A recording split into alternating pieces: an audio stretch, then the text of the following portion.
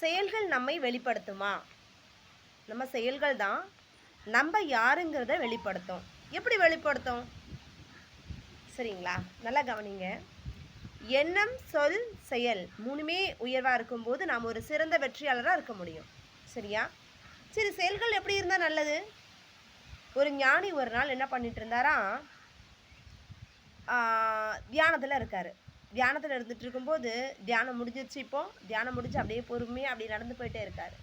நடந்து போயிட்டே இருக்கும்போது என்ன பண்ணுறாரு, அந்த பக்கம் ஒரு சத்தம் கேட்குது. யாராவது காப்பாற்றுங்க காப்பாற்றுங்க அப்படின்னு கேட்குது. கேட்டோன்னே இவர் பார்த்தோன்னே என்ன பண்ணுறாரு, எங்கே இருந்து இந்த காப்பாற்றுங்க காப்பாற்றுங்க சத்தம் கேட்குது? அங்கே பார்த்தா ஒரு நரக கிணறு இருக்குது. அந்த கிணத்துக்குள்ளே, அந்த நரக கிணத்துக்குள்ளே மனுஷங்க எல்லாம் குதிச்சிருக்காங்க. அதுக்குள்ளே எல்லாரும் இருக்காங்க, கத்துறாங்க. அப்போ அதில் கத்துன அந்த ஒரு மனுஷனை பார்த்த உடனே அவனுக்கு உதவி செய்யணும்னு இவருக்கு என்ன வருது. உடனே அவர் என்ன பண்ணுறாரு, சரி இவனுடைய கணக்கை வந்து நம்ம எடுத்து பார்க்கலாம், இவன் நன்மை செஞ்சுருக்கானா தீமை செஞ்சுருக்கானான்னு பார்க்கலாம் அப்படின்னு சொல்லிட்டு யோசிக்கிறாரு. யோசிச்சுக்கிட்டே என்ன பண்ணுறாரு, அந்த கயிறு இருக்கு இல்லையா, அந்த கயிறை எடுத்து, நீளமாக இருக்கிற அந்த கயிறை எடுத்து என்ன பண்ணுறாரு, பார்க்கும்போது அவனுடைய அந்த கடந்த காலத்தை புரட்டி பார்க்குறாரு. கடந்த காலத்தை புரட்டி பார்க்கும்போது அவர் என்ன பண்ணியிருக்கான், ஒரே ஒரு முறை ஒரு எறும்பை காப்பாற்றிருக்காரு. உடனே சரி, அவன் ஒரு பெரிய திருடன், கொள்ளைக்காரன், சரியா, நயவஞ்சகனாக வாழ்ந்துருக்கிறான், ஓகேவா, பல பேரை கதறி கொல்ல வேலை செஞ்சுருக்கான். இவ்வளோ ஒரு கொலைபாதகனுக்கு ஆனால் அவன் செய்த ஒரு உதவியால், அந்த எறும்புக்கு காப்பாற்றின அந்த ஒரே ஒரு உதவி புண்ணியத்தால் அவனுக்கு வந்து காப்பாற்றணும்னு ஞானி முடிவு பண்ணிட்டாரு. அப்போ என்ன பண்ணுறாரு, ஒரு கயிறு எடுத்து உள்ளே போடுறாரு. சரியா, அந்த அந்த கயிறு உள்ளே போட்டோன்னு என்ன பண்ணுறான், பார்த்தோன்னே இவன் மேலே பிடிச்சிட்டு வரான். கீழே வந்து அந்த நுனி வரைக்கும் அந்த கயிறு நீளமாக நீண்டு போகுது. உடனே என்ன பண்ணுறான், தான் கிட்ட ஒரு கத்தி எடுத்து அந்த கயிறு கீழே உள்ள கயிறெல்லாம் வெட்டுறான். ஏன்னா அந்த கயிறு வழியாக என்ன பண்ணாங்க, இவனுக்கு கீழேயும் சில மனிதர்கள் ஏற ஆரம்பித்தாங்க.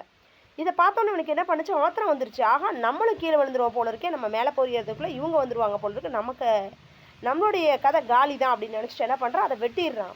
நம்ம சிந்தனை ரொம்ப தப்பாக இருக்கு இல்லைங்க. நல்லா பாருங்கள், உயர்ந்த குல சிந்தனை எப்படி இருக்கணும் அப்படின்னா, இப்போ இவன் செய்த புண்ணியத்தில் தான் எறும்பை காப்பாற்றினாங்க. அந்த எறும்பை காப்பாற்றினமே அந்த எறும்பை என்ன பண்ணும், நம்ம அந்த எறும்பை வந்து காப்பாற்றின அந்த ஒரு புண்ணியத்தையும் இப்போ என்ன பண்ணிட்டான், இவன் இழந்துட்டான். ஏன் அப்படின்னா, அதுக்கு கீழே அந்த கயிறு போடும்போது கீழே உள்ளவங்களை என்ன பண்ணியிருப்பாங்க, மேலே வந்திருப்பாங்க, எல்லாரோட உயிர் காப்பாற்றப்பட்டிருக்கும் நரக கிணத்துல. ஆனால் அவன் சிந்தனை பண்ணாமல் என்ன பண்ணிட்டான், அந்த கண்மூடித்தனமாக அந்த கயிறை வெட்டினதுனால அவன் இப்போ கிடைச்ச வாய்ப்பை கூட இழந்துட்டான்.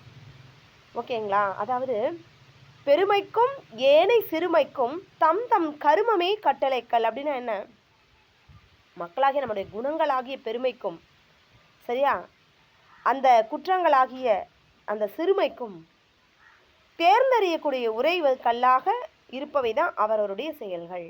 உண்மைதானே? நம்மளோட செயல்கள் எப்படி இருக்குன்னு ஆராய்ஞ்சு பாருங்கள். நம்மளோட வாழ்க்கையில் வந்து பார்த்திங்கன்னா ஒரு உயர்ந்த நிலைக்கும் தாழ்ந்த நிலைக்கும் காரணம் யார் தான், நம்மளோட செயல்கள் மட்டும்தான். அப்போ நம்ம உயர்ந்த செயல்களை செய்யலாமா, உயர்ந்த செயல்கள் செய்யும்போது நாம் உயர்வாக இந்த பிரம்மத்தால் என்ன பண்ணுவோம், ஆசீர்வதிக்கப்பட்டவர்களாக மாறுவோம். உண்மை, சரியா? எத்தனை சோதனை வந்தாலும் சரி, எத்தனை பரீட்சை வந்தாலும் சரி, என் சிந்தையாலும் செயலாலும் நாம் தவறு செய்ய மாட்டேன். முடிவெடுப்பீங்களா?